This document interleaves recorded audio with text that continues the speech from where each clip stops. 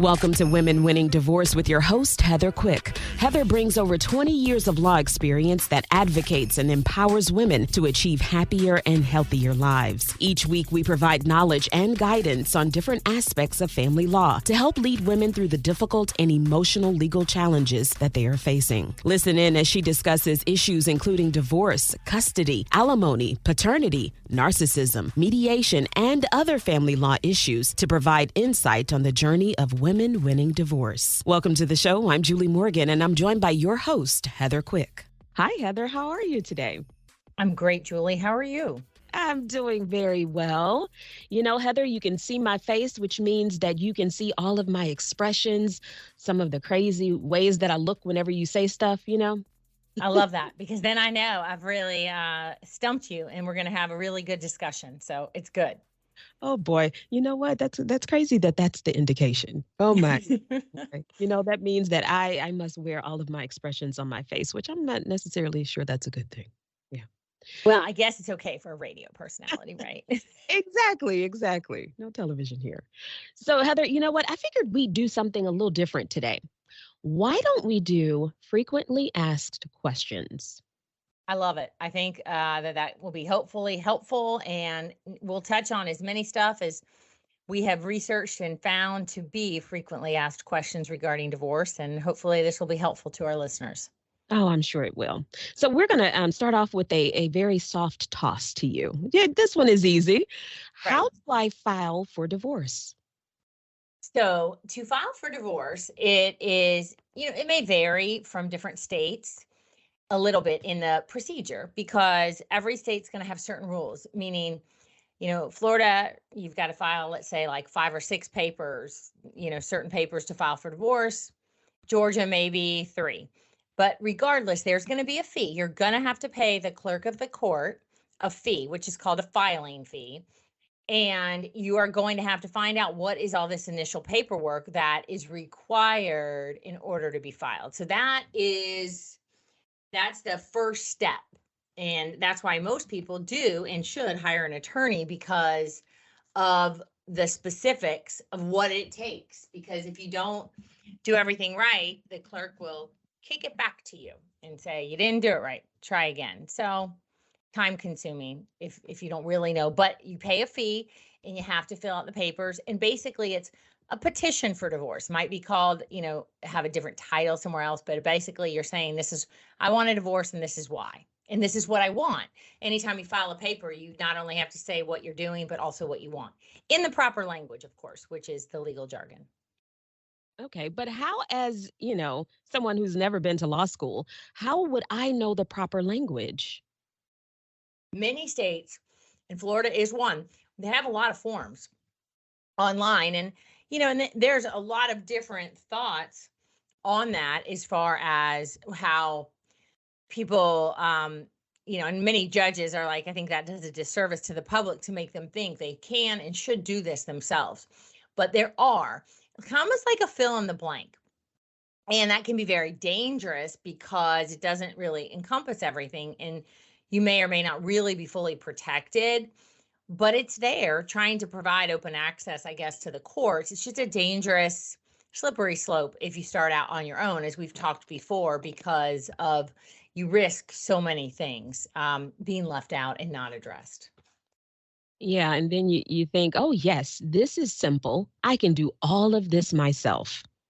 And yes. And I think that it's just kind of like, you wouldn't think you can go into the hospital and do surgery on yourself, even if you read a book. And, doctors are trained and the, medical terms and procedures and safety and, how to get the best result, just like lawyers are.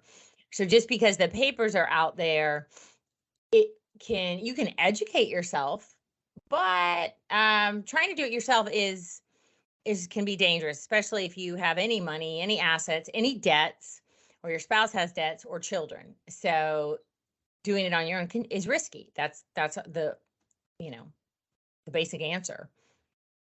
Yeah, and we've talked about how the more you have, the more difficult it can be, or the more time consuming it is, probably for the lawyer. And it's just as far as the children, the assets. It's more paperwork that you have to fill out.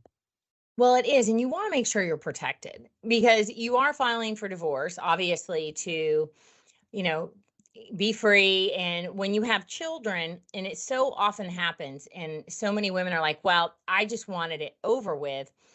And I figured I'll just agree to what he wants to be done. And it's not that I don't understand that thought process, just some things can't be undone. And when it comes to your children, compromises on that sometimes are difficult to change, but those are a lot of cases we do go back to court on. And that it can be very lengthy, of course, and takes a lot of time and expense. And usually, if you do it the first time, if you start by yourself and mess it up, it's going to take twice as long and 5 times as much money for us to fix it, if we even can. Which is not an answer a lawyer ever wants to give. I mean, frankly, that's what we do. We help people solve their problems, help them get the best result possible in divorce. I don't want to be able to have to tell you, I'm sorry, like this can't be undone. And so it's just at least understanding. And hey, a lot of people are like, I don't have anything and we don't have kids. I understand that, I do. I understand that thought process. It's just, you know, don't be surprised if you end up with some things later on, you're like, oh my gosh, how am I still tied to this person? Or why am I responsible for this debt? Because you didn't fully resolve it. All righty. So next question. How much does divorce cost? Well, that is a loaded question, because the range, and this is not to be, I don't want to appear to be flippant about it, but I'll say the average divorces are $15,000 to $25,000, and those are relatively contested. And you're going to have issues regarding assets, alimony, and maybe children, and that's your average. So, but when we look at that average, I would say that's going to be 75% of the cases. And so then we're going to have about maybe 5 to 10% that are going to be, under $10,000, let's say. And they really are pretty amicable, and it's not going to be as much. And then we have our 6-figure cases. And that's again going to be 5 to 10%. Usually there's just a lot of disagreement, and many times we just have to have experts, and you have to hire the experts, but there can be hearings and a lot of litigation, meaning we're going to the judge a lot. So there's a lot of attorney time. We're taking a lot of depositions. And then in that case, that's going to take at least 18 months, maybe 24. And I know you're shocked by all of it. I am. Okay, so you answered the question that I was going to go back to that I kind of skipped over in my own notes. I'm sitting here looking at this and I'm like, wait a minute. Okay, so you answered one of the questions as far as how long it could take, and I know that that varies. But hold on, let's talk about the cost. Heather, I'm going to have to take out a loan. Well, you may. It does. The reality is, if you want the results you want and you want to make sure you're protected, I mean, that's the cost. And that's just what it's been for the past 5 to 10 years. And I pay attention to that data. I look at it. We are very thorough. We don't leave things undone, but we don't do things that are unnecessary. Some attorneys are going to tell a client, sure, we'll go in there and allow, say, testimony only to be from the husband and wife. And these are serious issues related to the children. Our firm doesn't do that. We're not going to court, meaning to have a judge decide something to lose that battle. So we're going to have evidence. We're going to have witnesses. We're going to have things that position us the best way to win that argument. And so, we prepare, but we're not out of line with everybody else. They may say, oh, this is a $3,500 divorce. That's just, maybe if you're doing it yourself and not really talking to your attorney, not going to mediation. I don't know that. those really are not that common. And I think, there I don't know if it's an increase in, disagreements between people. Sometimes the court takes longer and is slower, which is a problem because then it takes us longer to get in front of a judge and then more things happen and stuff like that. But it's definitely can really, the cost can escalate, and many times, well, not many times, that is always directed by the parties. Now, it may be the wife or the husband, that just wants to be difficult, or you're really concerned about your children and you feel like if I don't stand up for this, I have a real concern about certain things. And this is my one shot to try to do something about it, then they do. And that, of course, is determined individually. But when you think about the cost of divorce, it's so much more than the attorney's fees. It's also, what you mentioned earlier, court fees as well.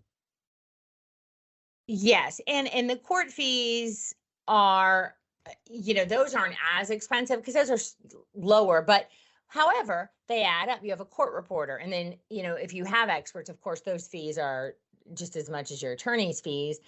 You do have mediation, which we've done episodes on that, and the mediator gets paid. And that also includes if you take depositions, you then may later want a transcript. So that then, that sometimes can be $5,000 a transcript. So yeah, things, it does. It adds up quickly in highly litigated cases. There's no doubt.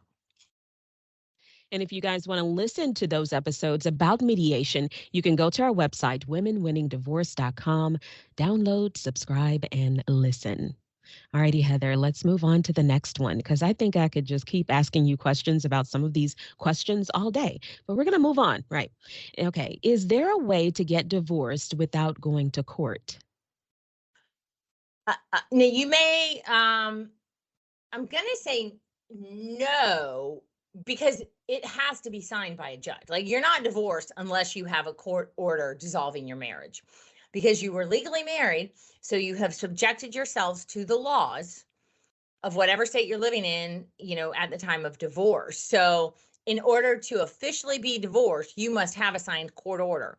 Now, many times that does not require you to physically go to court. It may be, hey, it's easy on the discovery. Everybody's getting along, but yet still wants to be protected. And I would like to clarify that, because just because each party has an attorney doesn't mean they're really wanting a large fight. It just means they want their interests protected because they don't know what they don't know. And even if you are a lawyer, and especially if you practice family law, your work, if you represent yourself, like, that's the worst thing you could do because you're not objective. But it just is, you want somebody to tell you this is a good deal, these are what your rights are, this is the decisions you're making. But it can be very amicable and never have to go to court, except there is the final testimony. Many of the courts, will do that by Zoom now, but that's testimony on the record for the judge that everything that's been written down is in fact the truth, and they will sign the order.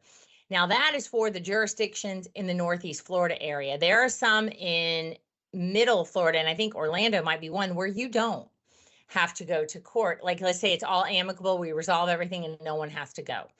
So that's why I said, like, you need to court order, but you might not always have to physically go, or even by Zoom. It's going to be very different depending a lot on the judges and what they deem to be, this is enough proof that I know that you are who you are. So, without getting too technical and things like that, but I think anyone wanting to get divorced should have in their head that, yes, I'm probably going to have to go to court. Okay. So tell me this, one of the divorces that you mentioned, would that be no contest? If everything is everything, it's all okay, is that no contest? Correct. And that usually we do that many times. We will be hired by the wife, And she said, we've agreed on everything. And so we can't represent both parties. We represent her, write everything up as she has told us, and then send it to her husband, and he can sign off on it. And that, yes, that's basically an uncontested divorce. Uncontested divorce. Okay. All right. I want to make sure that my terminology is proper. Oh, Heather, I'm really, really liking these questions. This is awesome. You're listening to Women Winning Divorce with Heather Quick, owner and attorney of Florida Women's Law Group. When we return, we will continue with frequently asked questions, and I'll tell you the next one. If my spouse and I live in different states, where can we get a divorce? Ooh, that's a good one. Stay with us.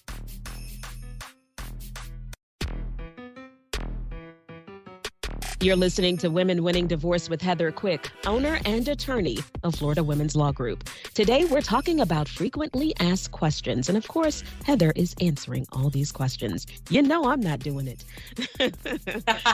Heather, so next question. If my spouse and I live in different states, where can we get a divorce? I never thought about that. So this is happening more and more often. We have so many cases because people are just so mobile, especially since the pandemic. People are all over the place because they have that ability. So in Florida, you both needed to have lived here. So let's say, for example, your husband is, I'll just say Georgia because it's close, but I don't practice in Georgia. So, he's in Georgia and the two of you lived there, but when the pandemic hit, you're like, you know what? We're going to move to Florida to be close to my parents to help me, whatever. And so now mom and kids are living in Florida, but if husband is not officially living in Georgia, it gets really complicated, and it may be Georgia. And then that has to be filed. And then without getting too technical, sometimes we might move it, but you have to think about where the two of you lived together as married. That's really important. When you were married, where did you last live together? Because that's what's going to be proper. So if you're the one that's moved here and he's never been here, difficult. Let's say you were both here and he moved, out to New York or something, and he's commuting. Good question for a lawyer you want to ask. And that's why sometimes somebody comes to us and we say, you know what, this is what I think, but let me refer you to an attorney in that state, because let's see, we don't practice in, say, New York. So it could be that something different if you're coming to me as your lawyer, I'm going to really evaluate it. What do I think is in your best interest? What is correct? But if we have options, if we think we do, so then sometimes that happens. And sometimes we work with lawyers in other states trying to either get it down here or have it moved from Florida. So it's a loaded question, but the first question you want to ask yourself is, where did we last live together? And then that's probably where you need to start. And then there are variables, because when you have children and if things happen with the kids, there could be things that are emergency related. So it's not as easy as it seems. Seems like such a basic question. And I've complicated it even more. But regardless, start with calling a lawyer in one of the states to start the process and understand what question, because they're going to have questions and you may have to pay for a consult to meet with them. It's not something we can really answer over the phone, most likely, because the lawyers usually aren't on the phone. They're going to set the consult with a lawyer to help you really. And that's a complicated one. And we see that a lot these days. We really do. And even different parts of Florida. And there's going to be variables, and you want to look at, well, what's in your best interest and what's going to be the most efficient as well. Both of those for you. I look at the question, and to me, it does seem complicated. It really does, because, I would think, hey, can I get divorced anywhere in, what's best for me? That's what I'm thinking, And I understand. And there's like a whole class in law school, a whole semester of civil procedure, and you spend half of it on what's called jurisdiction. And I'm not even going any further because, trust me, it's not that exciting, but very complicated and very important. Interesting. All righty. So let's see here. Do I have to disclose all of my finances during divorce? I could answer this one, but you go ahead. You're the professional. That's right. Because Julie, you're like, I've been listening to this long enough. We've been doing these radio shows and podcasts. I know what the answer is. And yes, it is. There are certain ways you can keep that somewhat confidential within a court filing. But yes, there needs to be full disclosure or, a signed waiver that you're waiving your right to know that, which isn't, probably not in your best interest if you're not the one in control of the finances. But generally speaking, yes, in Florida, it's very open discovery and it's not about hide it all. You have to disclose it all. And so that's an important thing to know. And that keeps many people, they really don't want, and they don't want to get it in the public record. So that's why I said there are ways to do it discreetly. Okay. And you know what? I'm going to kind of double back, triple back, I don't know, and go back to a question that I kind of glanced over and I said that you answered it in one of them, but I want to make sure that we hit this. How long does the divorce process take? Well, my favorite answer, it depends, but no, I'm teasing because people want to know. So I would say the minimum is about 6 months to 18 months. And I think that is a very fair representative of the 80% of divorces. Can it happen faster? Yes. If all parties are in a line. Can it last for years and years? Yes, it can. Not ideal. I agree. My philosophy is if we have had this case for 2 years, I'm probably kind of over it and I'm getting paid. So they must be over it. So we'd really try with what's within our, control. I feel like they want this done sooner rather than later. Not that we don't have good relationships with our clients, but if you were paying me for that long, I would imagine you'd be sick of me and be like, I'm done. We're done. I want to be done. And most people do. And we want that for them too. But that is it's a mixture of things that happen because everyone says, oh, it's the court system. And that is a big player in that. All right. My client, it's like, yeah, we can make it work, in 2 weeks to have a hearing. Court, tells you, well, I don't have anything, for 3 months. Then it's the other attorney's schedule and your schedule. And, with busy family law firms, they have clients, they have things scheduled. So that just takes time. It does. I know it's not, we're always so used to, add to cart, click now, deliver now, same day delivery, Amazon, and we're not there. And it's really not appropriate when we're dealing with such massive things. And there are certain time periods people have, to answer things. And most of our clients, they need some time to answer it and gather documents. So before you know it, 3 months has gone by and you're like, not much has happened, but but you have exchange, if you have a month to give somebody your papers, it's rare I get them sooner than the deadline. But that's all right. And then, everybody kind of has a month here, a month there. So things do take time. And there's the basic rules of like how long you have to respond to things. And then there's the scheduling, and scheduling is challenging, and then you say, hey, we want a mediation. And, some of the best mediators are really busy, but that's who we want because we want to settle it. If we're going to go, it's important to position the case with the right mediator who you think is going to help best settle the case depending on the issues in your experience. So that's kind of why we're at a minimum 6 months, 18 to 24. Oh my. Okay. Next question. Can I get a divorce if I don't know where my spouse is? Like, I don't know where, no idea. How does that work? Yes. And and that has certainly happened. That has happened more than once. And yes, there are rules, again, in the courts as to how you go about that. And and the funny thing is, like, because, and I will say this, and I would love a comment like, no, I read those, legal publications all the time, or I read all the public notices, in the newspaper, but there is that section. Now, I don't know, I think there are still classifieds in some papers nowadays, but there is this section like public notice. And that's where they put the foreclosures, and that's where you would put the notice. And that's sufficient because that's a big part of our American, justice system and the Constitution. Notice that you are somebody suing you, somebody wants a divorce. So that serves as a way to do it after you've done a diligent search, which is like checking off all these things that you do have to do to do so. But yes, you can, and it's a bit time consuming, meaning say we got to go through a checklist of 10 things, but it's worth it. Might as well do it to get divorced because it's a no fault state. So it's not like you can't get divorced, but that person just has to be notified.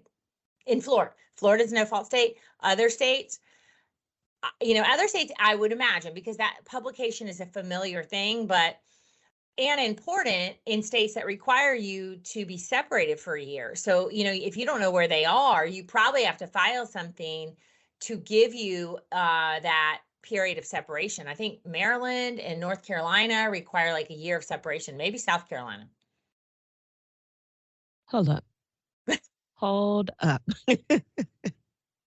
Okay, so Heather, does Florida require that as well, like a separation No. period? No, Florida does not. And it's very rare, and the laws do change. So I'm not sure if those states still do, but at one point they did. And so that's an important question that you'll want to know, because then the timeline that I just gave you, that's going to be after a year of an official separation.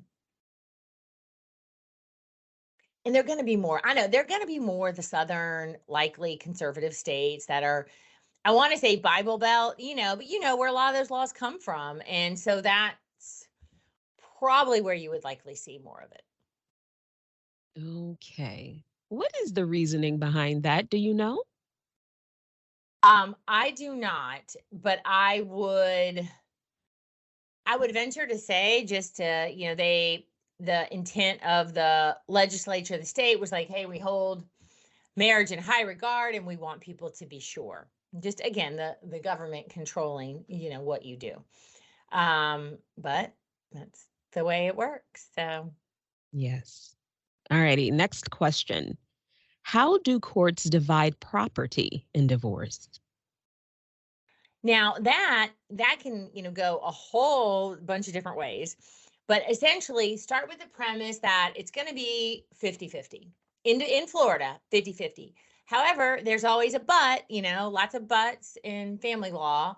And you might have property before you got married. Well, wait, I owned that condo before the marriage. Okay, well, there's an legal analysis we'll have to do based on your facts that the lawyer is going to evaluate. And, well, I put my 401k into buying this house and that was premarital. Maybe not. But generally speaking, property, and there's physical property, but personal property, and that includes 401ks, that includes retirements, pensions, all accounts, as well as property where you live and jewelry.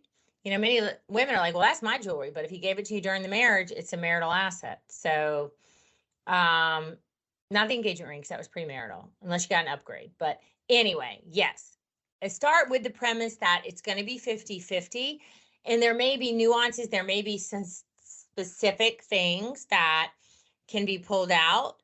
That's for your lawyer to evaluate for you. No, Heather. I'm trying to understand this.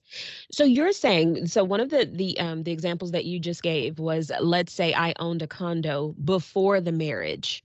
You're telling me that could be 50-50? Well, Julie, if you put his name on it, yes. So don't go do that if you want to remain your own. But if not, there may still be a marital component, but it might still be yours. But ladies, don't put his name on your premarital property. That's just my general advice. Okay, Heather, this is where the prenup comes in, right? Very helpful, yes. So I could put in the prenup, this is mine, all mine, and it will remain mine. That is correct. No matter if he has paid the mortgage or paid it off, or done repairs, improved it, contributed to the increase in value. That's really what we look at, the value money wise. But which, many people, they're like, well, when in the market's great at the moment as far as the real estate market, but yeah, nobody's fighting over property when you're like, yeah, that's my premarital property, and it's less than what I paid for it. It's like, well, the other spouse isn't on the hook for that loss. That would be a clever argument, but no, that's because that's just the market. But yeah, so it's really, that one is so fact specific that your lawyer needs to answer. But as a general rule, you're married, you put somebody's name. I mean, you're not going to really. It's not an argument worth having, because property rights are very strong in the United States. And that's a big, so if you are on a deed, those are, of high regard, and it's going to be joint. Just like if your name only, Julie, is on the condo and you guys lived there forever, but it was only yours, you bought it before, even you left there 20 years, there may be some value, but that property is your own. I have so many more questions, but I'm not going to go there. You're listening to Women Winning Divorce with Heather Quick, owner and attorney of Florida Women's Law Group. Today, we're doing something different. We're answering frequently asked questions. I'm going to tell you the next question. What is the difference between legal separation and divorce? You got to come back to listen to this. Stay with us. Welcome back to Women Winning Divorce with Heather Quick, owner and attorney of Florida Women's Law Group. Today, we're answering, well, Heather is. She's answering frequently asked questions. So, Heather, the next question is, what is the difference between legal separation and divorce? So, in Florida, we do not have a legal separation, and by that, I mean, it's not in our statutes. And that's how, when whatever state you live in and you want a divorce, you are bound by the statutes, the laws in that state. Our laws do not address a legal separation. And so there is no such thing. I mean, you have to file for divorce in order to create a line of how we're going to measure the date of valuation, so we talk a lot. You'll hear lawyers say, well, the date of filing, and that's why. Whereas some other people may say, hey, legal separation, and then, the money I made after that shouldn't be there, but it's not a legal separation in Florida. But there are other states that do, and so it will be those laws. But in Florida, can you have a separation agreement? You could create that, which is almost like a post-nup, without me getting too crazy. Two people could come up with a scenario in something that would be upheld in court. But that is very different, and there are no real laws that address legal separation versus divorce. So many times, someone will come to us and want, some kind of direction. We've been separated for a while, but I need, official support or rules on the time sharing. Can we get some kind of legal separation? And it's like, no, you really need to file for divorce. There are some people who they have the ability. We have one law in Florida that allows you to file just for alimony without being divorced. And those are going to be in very narrow cases. Sometimes it's for religious reasons. Sometimes it's for there can be many other reasons that I won't get into, but it's going to be a very specific reason to do that. So mostly in Florida, it is going to be divorce. It's going to be how you're going to achieve what you want regarding support and money. Okay. There's a lot of places I want to go with that one, but I'm going to leave it. All righty. Next question. What is the difference between an annulment and divorce? So an annulment, that's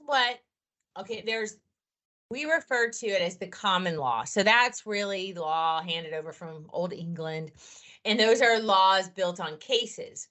And the judges interpret the law. So we have our statutes. In our statutes, it's divorce. as I've talked about before. And that's really the only thing you can file for. Now, have we interpreted some things before and filed for an annulment? We have, but that's going to have to be very, very narrow and specific. And most of the time, what people are really seeking is what is necessary for that. I don't know. It's not really absolution. It's religious reasons. It's for their church, their synagogue. There's very, very specific things that are important to them for their faith to have done. And so that tends to be what would gear us there towards looking for something that the church would recognize within a divorce. I mean, it is a divorce. However, like I said, there are those specifics. People are like, well, can't we have an annulment? We never consummated the marriage, or they lied to me. They weren't who they said they were. It was fraud. And there may be ways that we can do that, but essentially it is a divorce. But if that helps make sense, I mean, I think, it's really, that's what I have found in my experience. They're really looking for that other reason. Okay, that created another question for me. Okay, common law, is that a form of marriage in Florida? Oh gosh, no. No, that is a good question though. That is a really good question because um many people live together and they really sometimes, mistakenly believe that this creates any legal obligation, and it does not. Even if you have children and live together, there is no common law marriage in Florida.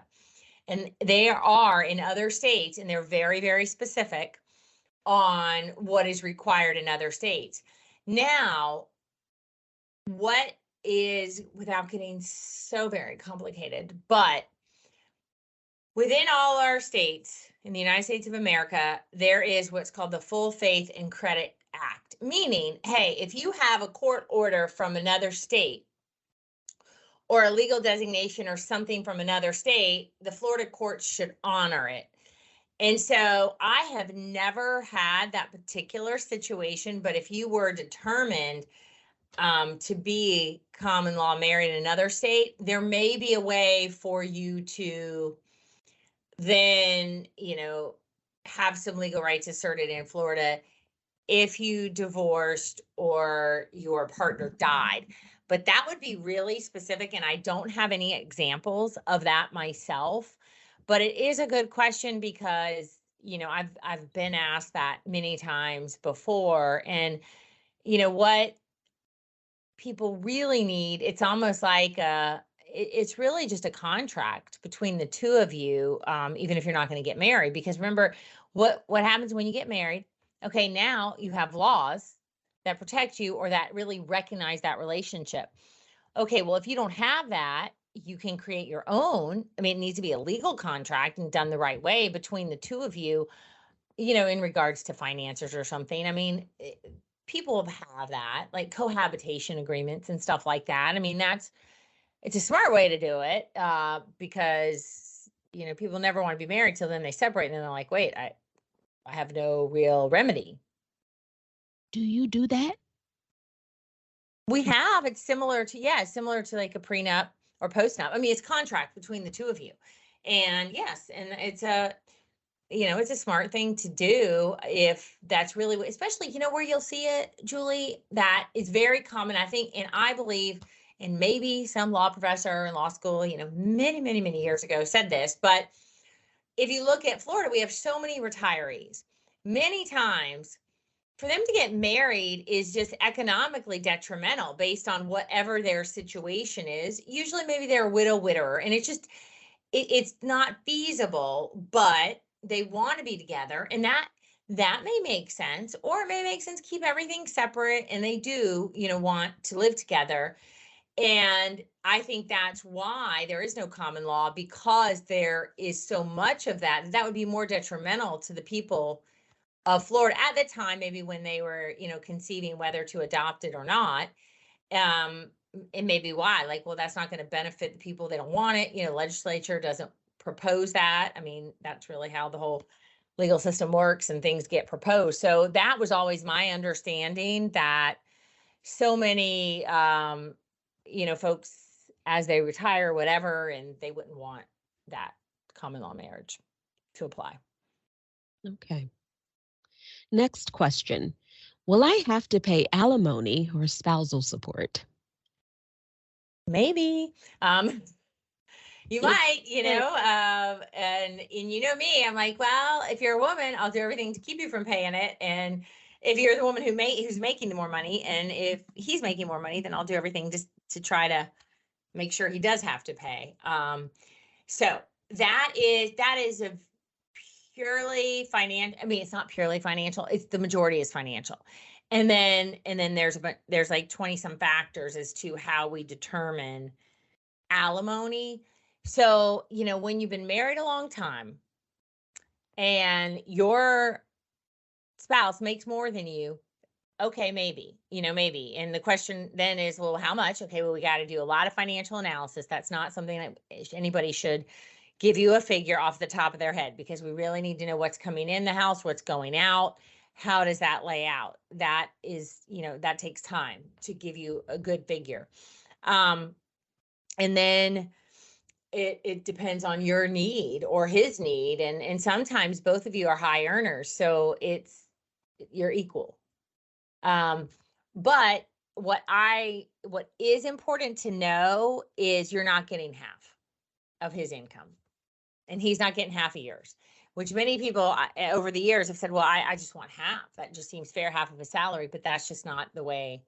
That generally doesn't turn out that way, is what I will tell you. It is an analysis. We do that all the time on either side, but looking at ability to pay and need, and both of those things are really important.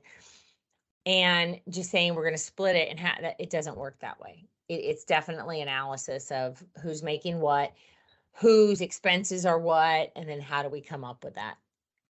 At least to be able to tell you, advice is where I think your chances are in court. And that is the evaluation in Florida. All the states, again, have different alimony laws. Florida are more generous, I would say, to the person receiving alimony, and not, but it's a wide range. So you do really need legal advice and an understanding on the issue of alimony. If you think you may have to pay, you definitely want a good evaluation and what does that look like, or if you think you might be entitled to it. Okay. Heather knows that I was one of the people saying, I want half. No.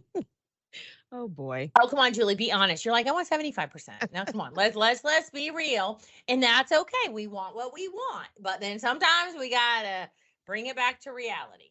I don't say I disagree with you. I'm just telling you what the law is. Go ahead.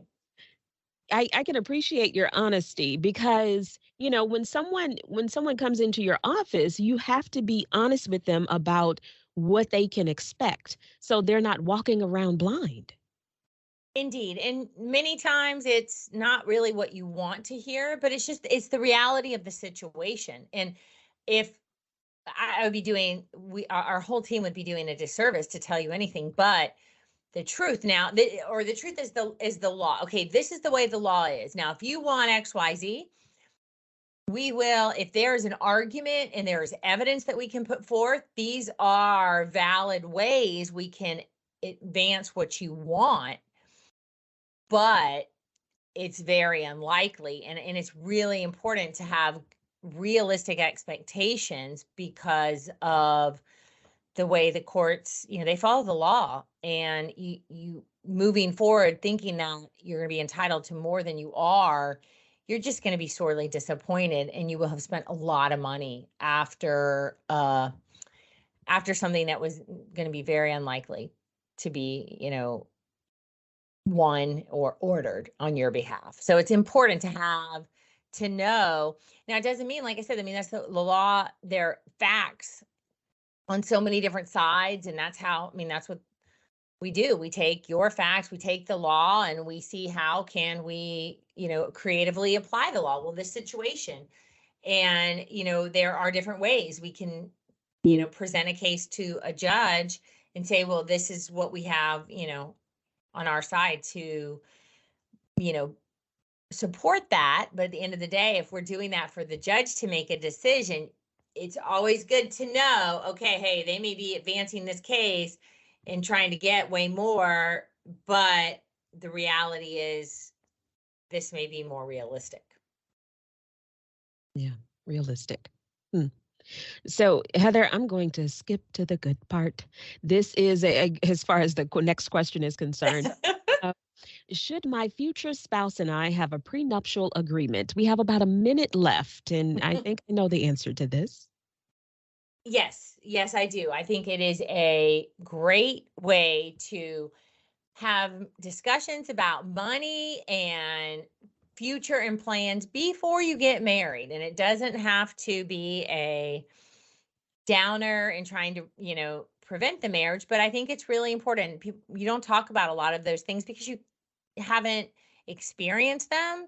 One thing on child rearing and on finances, and what if I stay home? And how is that going to work for me? And then, you want to leave, and I should be supported. And I think those are realistic conversations that can be done in a way that really give you a sense of how you can be protected. Otherwise, you are subject to the laws of whatever state you live in when you are getting divorced. Nice answer. Anything else you want to add? Well, just that these were, of course, very general questions on topics that pique your interest, not intended to advise anybody one way or another, but to let you know that it's not always a straight yes or no. It's really dependent on your particular facts. So if you have any of these questions and you're considering divorce, I suggest you just give us a call at Florida Women's Law Group. Let us help you and advise you to the best that we can for your particular situation, so you know really where you stand moving forward. Heather, it is always a pleasure. Thank you so much, Julie. I'll see you next time. Yes, indeed. Thank you for listening to Women Winning Divorce. We hope you found information to help you navigate your divorce. If you like our show, please take the time to subscribe and provide a 5-star review. If you need more information, please visit our website at womenwinningdivorce.com, where you will find previous episodes and other helpful content. Join us next week as we continue our journey of women winning divorce. Tobacco-Free Florida knows how hard it is to quit nicotine, which is why we offer different quit options to choose from for free, like 24/7 quit coaches available over the phone and free 2-week starter kits of quit aids. We're even experimenting with 80s pop music. I'm giving you up, giving you up, giving you up. I'm letting you never come back to stop. I'll never come back to stop. I'll never come back. I'm giving you up. Or maybe we'll just stick to the ways we know work. Visit tobaccofreeflorida.com or call 1-877-YOU-CAN-NOW for free nicotine patches.